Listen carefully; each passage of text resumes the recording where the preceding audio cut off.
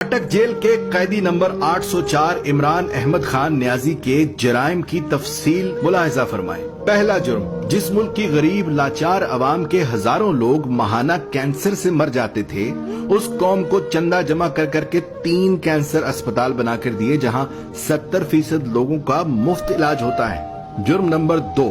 جب اس کی سابقہ اہلیہ جمائمہ نے اسے کہا کہ یا میرے ساتھ لندن میں عیش کی زندگی گزارو یا مجھے چھوڑ دو، تو اس نے پاکستان کو چن لیا، بیوی کو چھوڑ دیا، یہاں تک کہ لاکھوں پاؤنڈز جو جمائمہ کی دولت سے اسے ملنے تھے وہ یہ کہہ کے ٹھکرا دیے کہ مجھے ان پیسوں کی کوئی ضرورت نہیں۔ تیسرا جرم، 40 سالوں سے ایک دوسرے کو سیاسی اقتدار بانٹنے والے سیاستدانوں کو عوام کے سامنے اس نے ایکسپوز کر دیا۔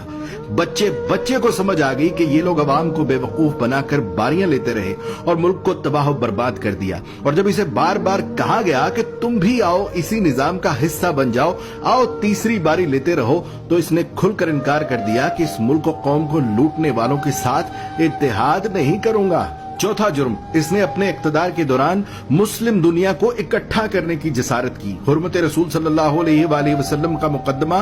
عالمی برادری کے سامنے رکھ دیا اور دنیا کو مجبور کر دیا کہ وہ ہمارے نبی پاک صلی اللہ علیہ وآلہ وسلم کی شان میں گستاخی کرنے والوں کو پاگل قرار دیں، اور اس کی تو قرارداد بھی پاس کروا لی۔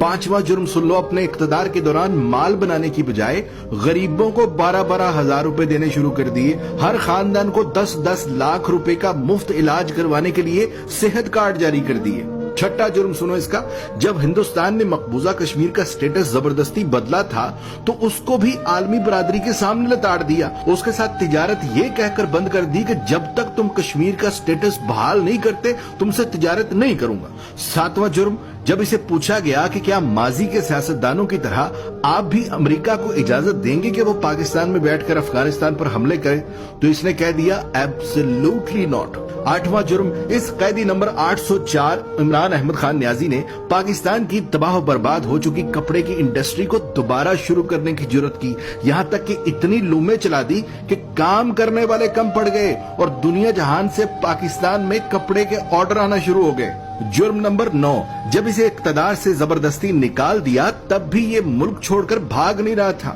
حالانکہ بار بار کہا گیا کہ چلے جاؤ یہاں سے ورنہ انجام برا ہوگا، مگر اس نے کہا کہ کوئی اپنا گھر بھی چھوڑ کر کہیں جاتا ہے اور پاکستان کو ہی اپنا جینا مرنا سمجھ لیا۔ 10واں جرم، جب اسے کہا گیا کہ باقی سیاستدانوں کی طرح تم بھی مغرب کو زمینی خدا مان لو، جان چھڑا لو اور ان کے آگے سر جھکا لو، تو اس نے نہ صرف خود انکار کر دیا بلکہ اپنی قوم کو بھی یہی سکھانے لگا کہ جھکنا صرف رب کے آگے ہے، کسی انسان کے آگے نہیں جھکنا۔ جرم نمبر 11، جہاں نئے سینما گھروں کی ضرورت تھی وہاں اس نے رحمت للعالمین اکیڈمی بنا دی، جہاں سکولوں میں ڈانس ٹیچر، میوزک ٹیچر بھرتی کرنے تھے وہاں اس نے سکولوں میں یکساں نصاب اور قرآن و حدیث کی کتابیں لازمی قرار دے دی۔ 12واں جرم سنو، اس نے غریب اور امیر کے لیے ایک جیسا انصاف مانگنا شروع کر دیا، کہنے لگا غریب کا بھی اتنا ہی حق ہے جتنا امیر کا ہے۔ جرم نمبر 13، PIA کا جو امریکہ میں روز ویلٹ ہوٹل ہم نے اب گروی رکھا ہے یہ اسے 2 سال پہلے آزاد کروا کے قومی اثاثوں میں شمار کر رہا تھا۔ 14واں جرم سنو،